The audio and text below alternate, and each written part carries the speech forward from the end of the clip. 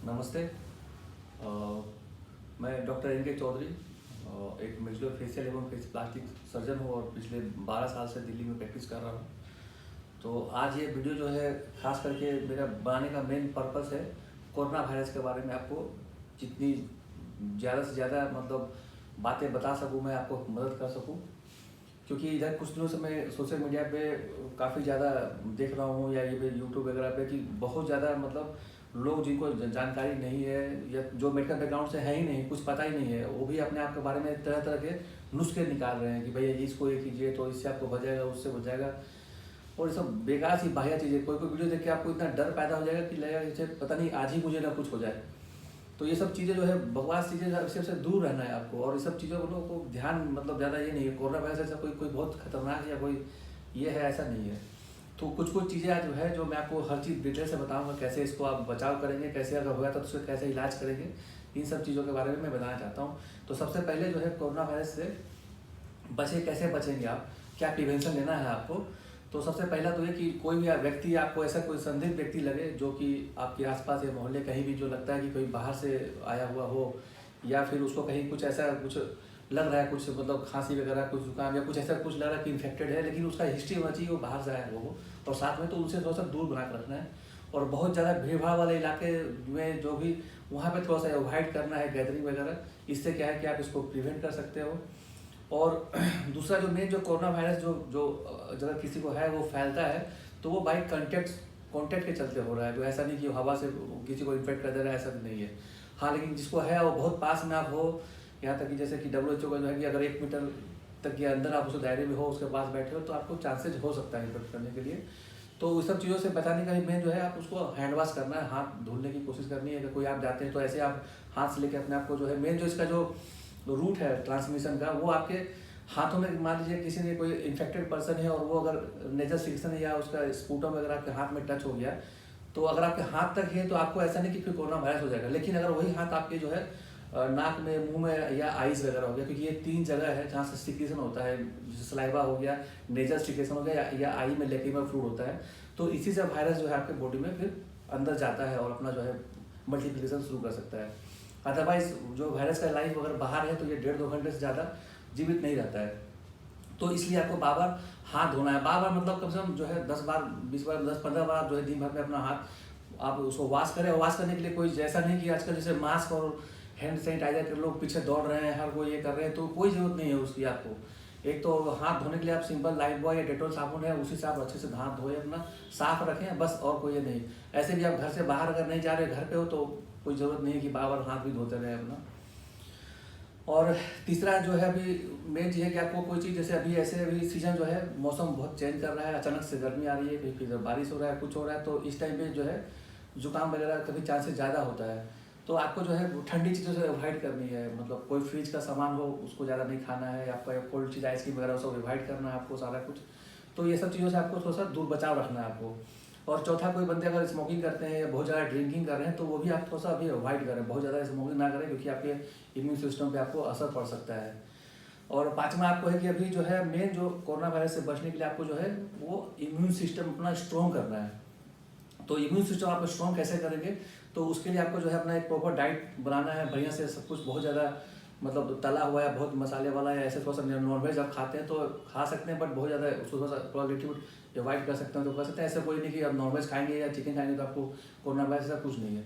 लेकिन immune system buildup करने के लिए अभी आप उसको हैबिट में लाइए कि कम से कम रोज़ जो है आप नारियल पानी वगैरह 2 गिलास नारियल पानी तो आप रोज़ अभी कम से कम 1 महीना तक पिए। या फिर 2 गिलास जो है साथ में जूस वगैरह, जूस भी क्या है तो साइट्रस फ्रूट का, या तो मौसमी हो गया या संतरा वगैरह का, इसका जूस 2 गिलास आप रोज़ इसको इस्तेमाल करें, आप रोज़ पिए अपना, और घर में और मेंबर भी है उनको भी पिलाएं। तो इससे आपका इम्यून सिस्टम बिल्डअप होगा ज़्यादा, और आपको ऐसे भी चांसेस कम होंगे। और जो मेन कोरोना वायरस का जो मेन जो अगर कुछ ऐसा देखा जा रहा है कि जिनको डेथ वगैरह के जो चांसेस हैं वो एबव 60 ईयर्स है, 60 साल से ज़्यादा है, और साथ में कोई अलग बीमारी हो, मान लीजिए उनको डायबिटीज हो रहा है या हाइपरटेंशन है साथ में, या फिर अस्थमा प्रॉब्लम है, तो उनके चांसेस है कि फिर उनको साथ में अगर अटैक हो जाता है तो फिर इम्यून सिस्टम करने के बाद उनको फिर मतलब जान जाने की डर हो सकता है। तो ये सब चीज़ों से अपना बचाव करना है आपको। और ये हो गया प्रिवेंशन का मेथड आपका। लेकिन अब है दूसरा आपकी, भाई आप कैसे पता कैसे लगाएंगे कि भाई वो कोरोना वायरस ही इन्फेक्शन हुआ है। तो उसके बारे में आपको क्या करना है, किसी से मान लीजिए कोई सिर्फ ऐसे खांस रहा है, ठीक है, उसको थोड़ा बहुत तो खांसी सिर्फ आ रहा है, तो ये मतलब आपको कोरोना वायरस नहीं है, क्योंकि अभी पोल्यूशन से या डस्ट से भी किसी को नॉर्मल खांसी आ सकता है, तो वो कोरोना वायरस है ही नहीं। किसी को बलगम आ रहा है और मान लीजिए नाक से जुकाम भी हो रहा है, तो भी वो कोरोना वायरस नहीं है, वो नॉर्मल सा एलर्जी वगैरह रिएक्शंस वगैरह हो रहे हैं, उसके चलते किसी को किसी से एलर्जी आती है तो भी ऐसा होता है, तो उसको आप रूल आउट करना, वो कोरोना वायरस नहीं है। या फिर तीसरा मान लीजिए किसी को सर्दी भी हो रहा है, जुकाम भी है, बलगम भी आ रहा है, उसको बुखार भी आ गया, तो भी उसको कोरोना वायरस नहीं है,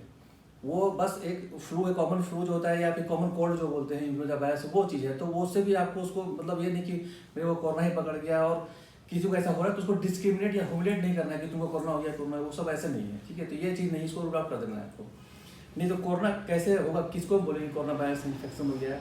तो किसी आदमी को अगर मान लीजिए कि उसको सूखा खांसी हो रहा है, मतलब ड्राई कफ हो रहा है और बहुत ज़्यादा तेज़ी से बुखार भी आ रहा है, साथ में उसको फीवर भी आ रहा है और साथ में उसको जो लग रहा है कि ब्रीथिंग में थोड़ा बहुत उसको प्रॉब्लम फील हो रहा है, ठीक है, तो 3 सिम्टम होना चाहिए। या तो उसको मतलब उसको तो एक तो सूखी खांसी होनी चाहिए, बलगम नहीं होना चाहिए, सूखा खांसी होना चाहिए, दूसरा उसको तेज़ बुखार होना चाहिए, बुखार उतरना नहीं होना चाहिए, और तीसरा उसको जो है थोड़ा सा सांस लेने में डिफिकल्टी हो, और चौथा साथ में होता है कि शरीर में दर्द हो या जोड़ों में वगैरह दर्द वगैरह हो। तो ये चारों चीज़ आपको है डेफिनेटली फिर कोरोना का ही साइन है, आपको मतलब कोरोना वायरस का कोई इन्फेक्शन है ये। तो अगर ऐसा कुछ होता है तो आप जो है इमीडिएट अपना किसी भी डॉक्टर या मेडिकल सेंटर जहाँ पे हेल्पलाइन वगैरह दिए गए हैं वहाँ पे आप उनको कॉन्टेक्ट कीजिए, या डिस्ट्रिक्ट जो सिटी हॉस्पिटल है वहाँ पे जाकर कॉन्टेक्ट करें, और अपने को जो है थोड़ा सा आइसोलेट रखना है। मतलब ये नहीं कि आपको आइसोलेट करने का मतलब ये नहीं कि आपको हर कोई अलग हो जा रहा है, ये है कि बस ये आप अपने आप तक सीमित कर रहे हैं और आगे दूसरे और लोगों को ना हो उससे बचने के लिए।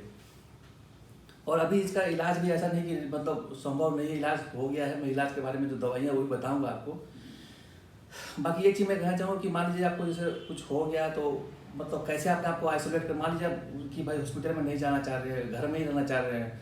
बहुत लोग हो रहे हैं कि कोई लोग बता ही नहीं रहे, तो कैसे करेंगे। तो अपने आप को फिर जिस व्यक्ति को लग रहा है कि कोरोना वायरस हो गया है, तो सबसे पहले क्या करना है कि उसको जो है एक अलग से रूम दे देना है, उसको एक आइसोलेट कर देना है।